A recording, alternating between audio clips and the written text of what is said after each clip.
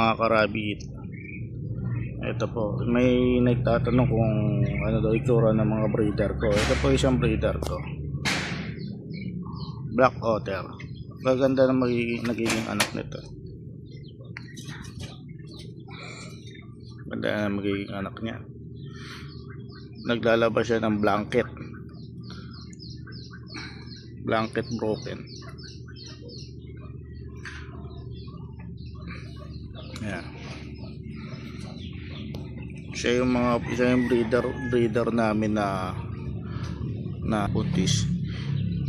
Hindi niya binubuhay niya anak niya, hindi niya pinapatay. At ito naman yung broken back namin.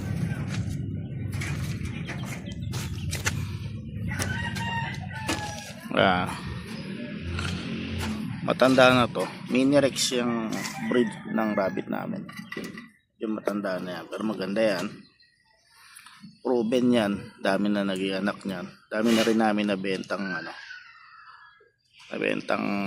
rabbit dahil dyan. Kaganda ng mga nagiging anak niyan. Tapos papakita ko yung isang broken na breeder namin.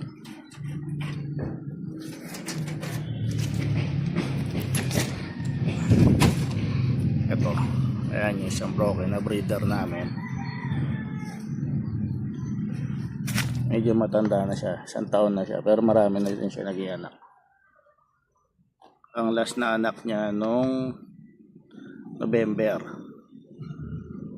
1. Tapos 5 yung naging anak niya. Ang galing nito mag-alaga ng mga kids niya.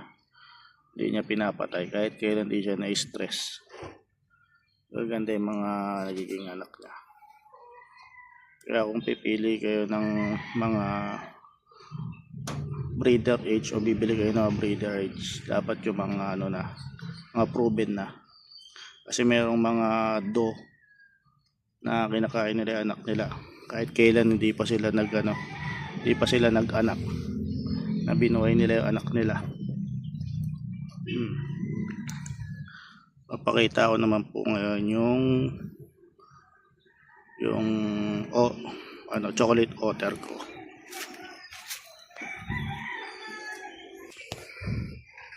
Ito, bata pa to, 6 months.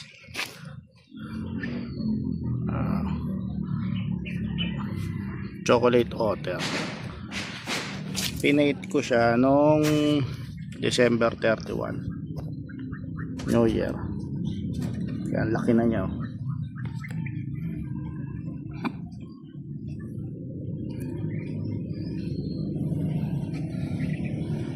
Soon sana magkaanak siya ng mga broken chocolate. Dami kasi naghahanap ng broken chocolate At kung gusto niyo naman pong